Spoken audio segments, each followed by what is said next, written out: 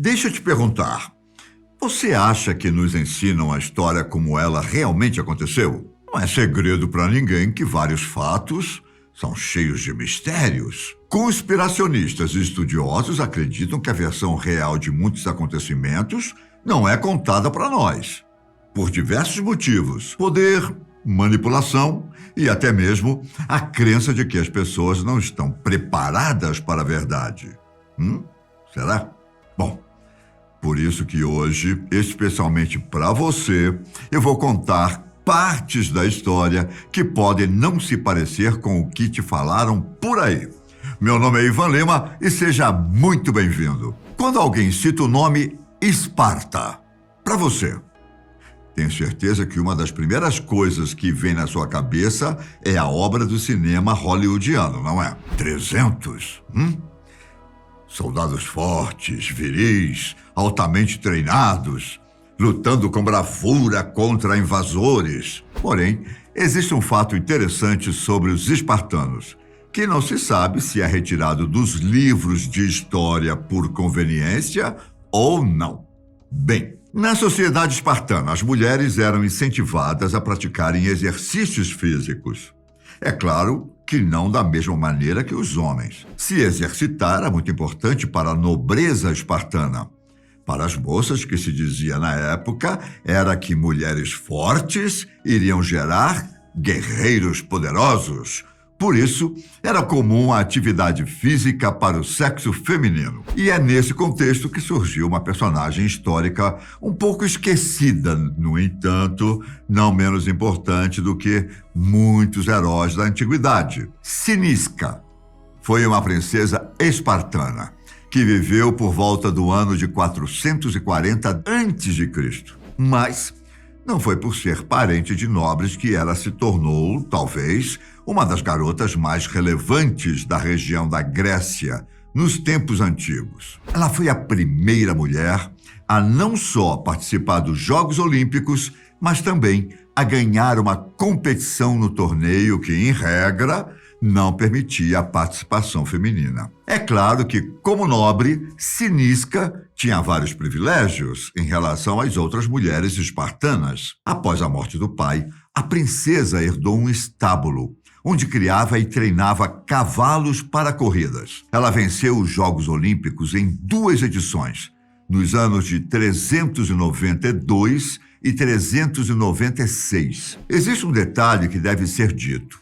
Cinisca competiu e venceu em uma modalidade conhecida como quadriga, que era uma corrida de cavalos, onde 4 desses animais puxava uma carruagem com 2 rodas.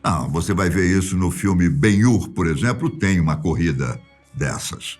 Porém, não foi a própria Cinisca que estava pilotando o equipamento. Os jockeys que faziam esse trabalho duro. Em 99% dos casos, eles eram escravos, ou seja, seus nomes não tinham reconhecimento. Isso vale também no caso dos homens. Os campeões eram os donos dos cavalos e responsáveis pelo seu treinamento. Só que isso não diminui o feito de Cinisca. Nas Olimpíadas de antigamente, apenas mulheres virgens acompanhavam o evento. As casadas não podiam ir até as arenas e, se desobedecessem, corriam o risco de, literalmente, serem jogadas de um penhasco. A líder grega acabou abrindo portas para outras companheiras competirem e ganharem as disputas. Continuando nossos casos misteriosos, vamos lá. O próximo é mais recente, comparado com a história de Cinisca. No ano de 1889, trabalhadores procuravam água na cidade de Nampa, no estado de Ohio, Estados Unidos. Eles encontraram o local e começaram a construção de um poço. Até aí, tudo normal. O mistério teve início quando, depois de escavarem cerca de 90 metros, os operários acharam um pequeno artefato. Era um boneco de 4 centímetros de comprimento, feito de argila, modelado para se parecer com um humano. Aparentemente tudo normal, já que muitos materiais arqueológicos são localizados por aí, não é mesmo? Bom, só que não nesse cenário. A figura de Nampa, como ficou conhecida, é uma teoria algo impossível de acontecer.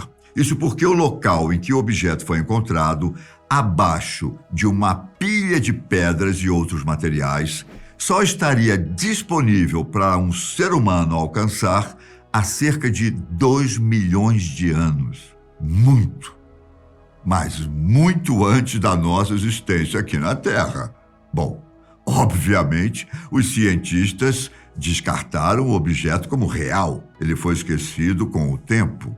A imagem está em uma instituição em Ohio, porém, ninguém mais tentou explicar sua origem. Embora abandonada pela ciência, fato é que conspiracionistas, principalmente aqueles mais próximos à ufologia, veem na peça uma prova de que uma sociedade antiga visitou o nosso planeta e deixou alguns vestígios para trás. E você? Qual a sua opinião sobre isso? Fala pra gente nos comentários se acha que é uma história verdadeira ou apenas algum tipo de pegadinha. Mas vamos em frente. Já ouviu falar do Código de Hammurabi?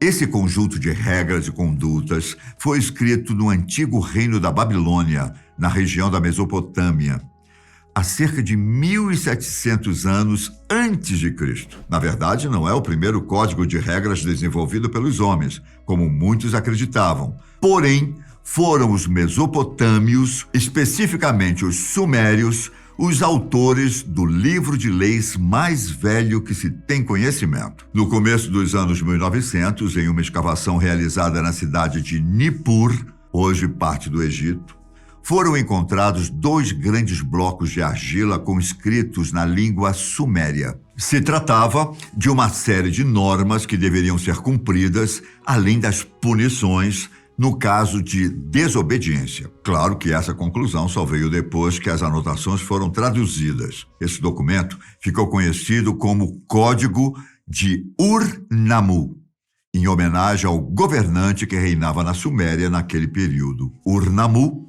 foi um rei de destaque. Ele foi responsável pela construção de obras monumentais, como, por exemplo, o grande zigurate de Ur, um edifício de muito valor para aquele momento. O comandante também iniciou a fase conhecida como Renascimento Sumério, em que a arte, a cultura e o paisagismo foram incentivados. Além disso, Ur-Nammu pode ter instituído um código de leis e condutas para os sumérios. Eu digo pode porque não se sabe ao certo se foi ele ou o filho que escreveu ou mandou fazer essa legislação. No documento, havia cerca de 40 tópicos e os historiadores ficaram surpresos com a semelhança dessas regras com as que temos atualmente. Outro fato interessante é que os pesquisadores sabem que, durante os governos de Ur-Nammu e do filho, o reino sumério experimentou longos anos de paz social, o que teria relação com esse conjunto de normas. E agora, nossa última parte da história alternativa, uma que até hoje causa polêmicas. Estou falando do livro do mal. Aquele que amaldiçoa os seus leitores, dando a eles poderes malignos e um destino cruel. É conhecido como Necronomicon e foi de autoria de Howard Phillips Lovecraft. A obra foi escrita originalmente por um árabe, Abdul al-Yazred, um poeta louco que fez várias viagens a lugares místicos e, por causa desses passeios, teria aprendido uma série de rituais. O livro mostra o que seria, supostamente, os deuses antigos da Terra e até mesmo como convocá-los ao nosso mundo. Embora o autor tenha afirmado que o conteúdo seja fictício, fato é que, durante muito tempo, principalmente nos primórdios da internet, o texto foi levado a sério. Muitas pessoas, por sinal, disseram possuir cópias originais da aventura de Abdul e traduções mais precisas de seus rituais. Loucura? Não? Bom, antes de ir, gostaria de reforçar que o que acabei de te apresentar é, em parte, teoria conspiratória tirada da internet e outros meios. A história da Sinisca, no entanto, é real. Porém, nem tudo que foi dito deve ser levado ao pé da letra, ok? Agora só resta me despedir de você. Mas já já eu estou de volta, beleza? Fique com Deus, um grande abraço e até a próxima. Tchau!